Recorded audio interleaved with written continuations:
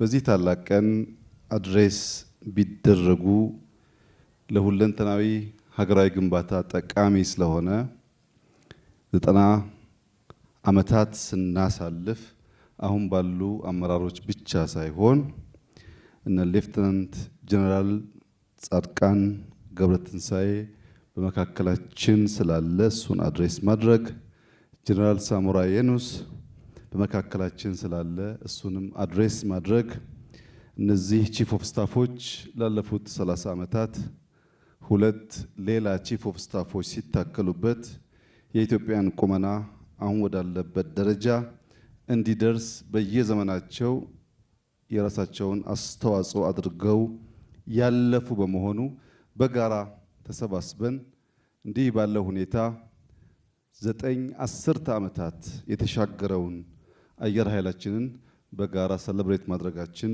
ታላቅ መታደል ነውና እንኳን ደስ ያላችሁ፣ እንኳን በሰላም መጣችሁ። ላለፉት 9 ዓመታት የኢትዮጵያ አየር ኃይል በብዙ ከፍታ በብዙ ዝቅታ ውስጥ አልፏል። በብዙ ከፍታ ባለፈበት ዓመታት ጊዜዎች ውስጥ ለሀገር ኩራት፣ ለሀገር መከታ ኢትዮጵያን ለደፈሩ ሰዎች ሁነኛ መድኃኒት ሆኖ ከምስራቅ፣ ከሰሜን፣ ከደቡብ ኢትዮጵያን ለማጥቃት የሞከሩ ኃይላት ማሳፈር የቻለ ታላቅ ተቋም ነው። ከኢትዮጵያ በተጨማሪ በአፍሪካ ውስጥ በተለይም የኮሎኒ ዘመን እየተንኮታኮተ ሲመጣ የታንዛኒያን ኤርስፔስ ከፖርቹጊዝ የተከላከለ አየር ኃይል ነው። በብዙ የአፍሪካ ሀገራት ሰላም አስከባሪ ሆነን ስንሰማራ በሰላም አስከባሪነት ከስፔሻል ፎርስ ከእግረኛው ጦር በተጨማሪ አየር ኃይላችን ለአፍሪካ የማይናቅ አስተዋጽኦ ያደረገ ስመጥር ታላቅ ተቋም ነው። ይህ ተቋም አሁን ያለበትን ቁመና እንዲይዝ በየዘመናቱ መንግስታት የሰሯቸው ድምር ስራ ውጤት መሆኑን አምነን አሁን ያለበት ደረጃ ላለፉት 90 ዓመታት ካለበት ደረጃ ከፍ ያለው የላቀ ብቃት የያዘበት ጊዜ ነው ብለን በድፍረት መናገር ይቻላል። ክቡራትና ክቡራን፣ የኢትዮጵያ ጥቅም የኢትዮጵያን ፍላጎት ለማስከበር ከኛ ከኢትዮጵያውያን ውጪ ሌላ ማንም ሰው ግዴታ የለበትም።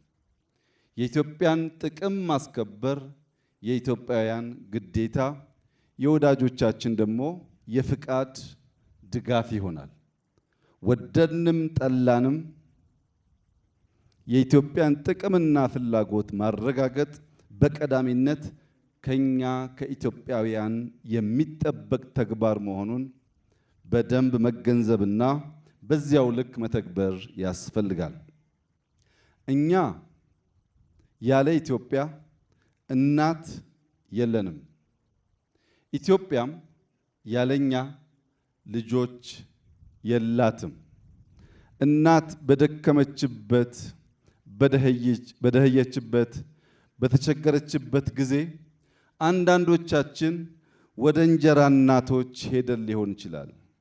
እንጀራ እናቶች 2-3 ያጎርሳሉ እንጂ እንደ እናት እስከ መጨረሻው አያዛልቁም፣ ይሰለቻሉ።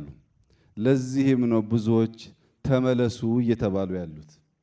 እናት በከፍታ፣ እናት በዝቅታ፣ እናትነት ልጆቿን ስለማትተው የኢትዮጵያ ልጆች መተኪያ የሌላት ሀገር መሆኗን ተገንዝበን በጋራ በመደመር እንደ ትናንትኖቹ ጀግኖች የኢትዮጵያን ጽናትና ልዕልና ማረጋገጥ ከሁላችን የሚጠበቅ ይሆናል።